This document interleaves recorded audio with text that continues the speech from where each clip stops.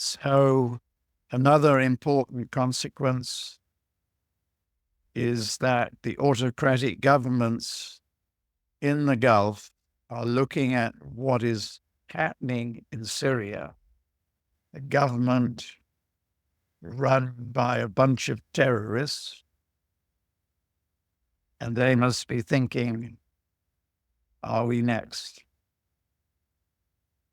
Is Jordan now threatened? Jordan has enough problems as it is. And then you've got Iraq coming into the equation. Now Israel is boasting, we've annihilated Hamas, we have annihilated Hezbollah, we have only the head of the state left, Iran. The big question is Iran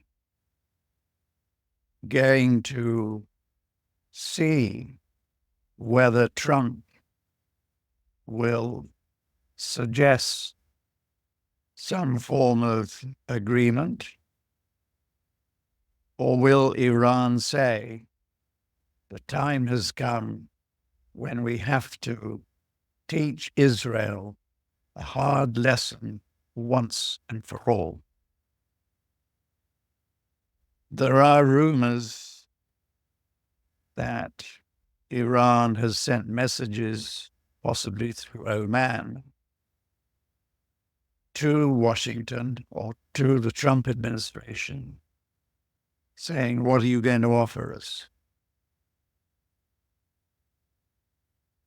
My thinking is that given the fact that Trump dislikes Iran, one of Trump's major objectives is to disrupt, if not destroy, BRICS by, for instance, offering Russia some form of terms over Ukraine, basically on Russia's terms, in return for breaking their strategic alliance with China. And to give an example, I don't know whether this is correct, but proffering little resistance should China decide to invade or blockade Taiwan. Then you come to Iran. Trump would like to isolate Iran and or do a deal which would prohibit Iran sending any energy to China. The disruption to BRICS has already started. In Brazil, the powerful ministries are anti-BRICS. President of the country, Lula, probably knows that if he upset Washington, it would only take a telephone call and Lula would be back in jail. So, bottom line, one of Trump's foreign policy objectives is to disrupt, if not destroy, BRICS before the group matures enough to become a rival to America's hegemony and the domination of the US dollar. Chaos reigns in Syria. it's quite, there is some thinking that Iran and Russia at some point in the future will actually attack Israel to get rid of the government and to get rid of Israel's involvement in the country. Now, I've got no facts to support that, but that is a rumor stroke story that is doing the rounds. But basically, Iran and Russia left Syria because there was nothing that they could do.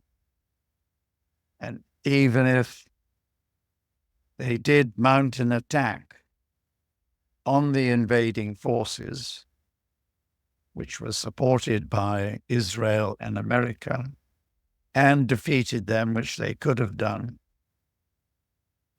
and they would have started an even bigger mess globally. So the outlook for Syria is pretty awful. I know families here in Dubai, one family whose father has factories in Egypt and spends most of his time in Egypt, but her mother still lived in Syria, wealthy family, but they got out as soon as the invasion hit Aleppo. Lots of families wanted to get out and be caught because the airport had been shut down.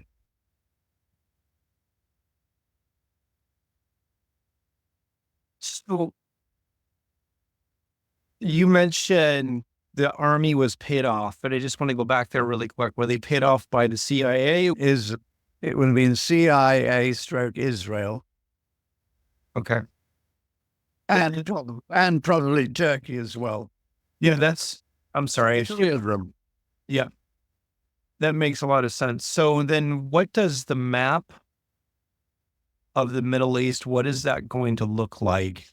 And what my next question really was, and you somewhat addressed it, how much jeopardy is Jordan in? Well, the first thing is that it's very likely that parts of the West Bank are going to be officially annexed by Israel, and they will throw out the Palestinians living there. So where do they go? Into Jordan. There are reports that the Jordanian government is the next one to fall. And as I said earlier, the reverberations will be throughout the Gulf. Yeah. Terrorist organization running Syria. So this is all happening weeks before the inauguration. Is this happening under Biden's administration's hand and watch, or is this part of Trump's plan? No, I think that the powers behind the existing throne in Washington are desperate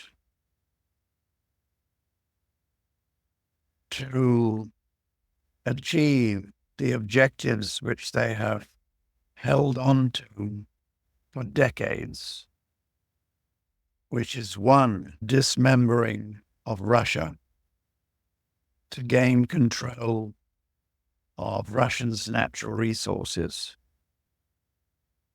Two, go back to Halford Mackinder's mantra of 1904, He who controls the heart then, which is Central Asia, controls the world.